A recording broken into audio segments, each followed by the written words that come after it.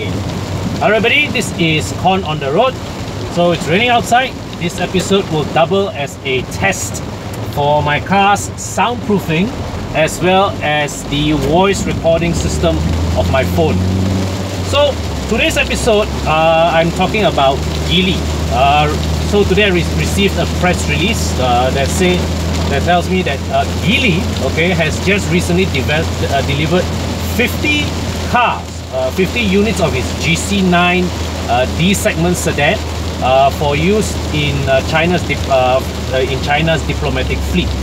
Right now, a bit of a background. The GC9 is a D-segment sedan developed in-house by Geely.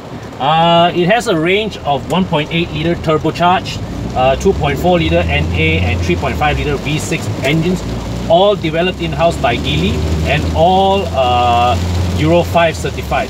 Now, the GC9 was at one point mentioned as a potential model to be shared with Proton in the future. So that's a piece of news that we need to stay tuned for.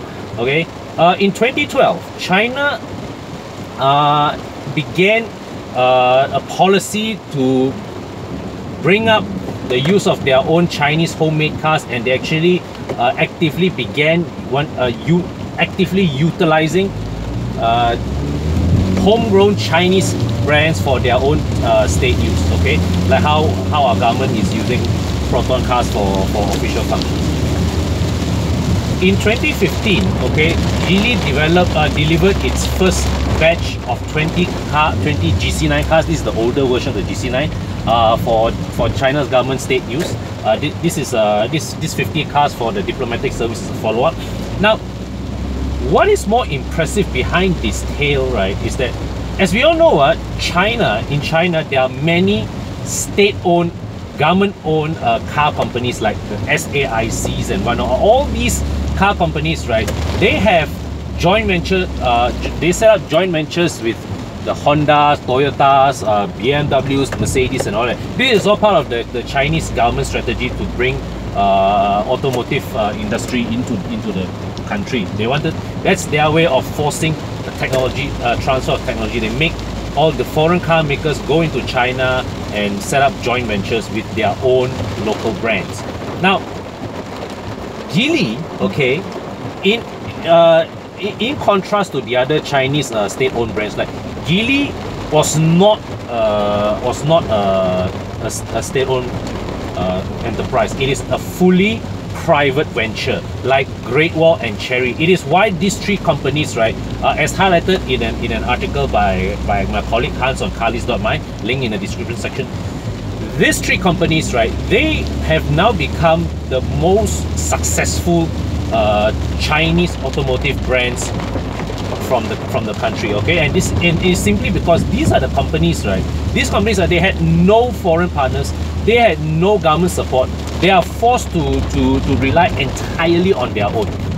And because they are not supported by the local government, they had to look into export very, very quickly. So they were, in essence, they were this, small players trying very hard to survive on their own, back into their own corner, into their little corners.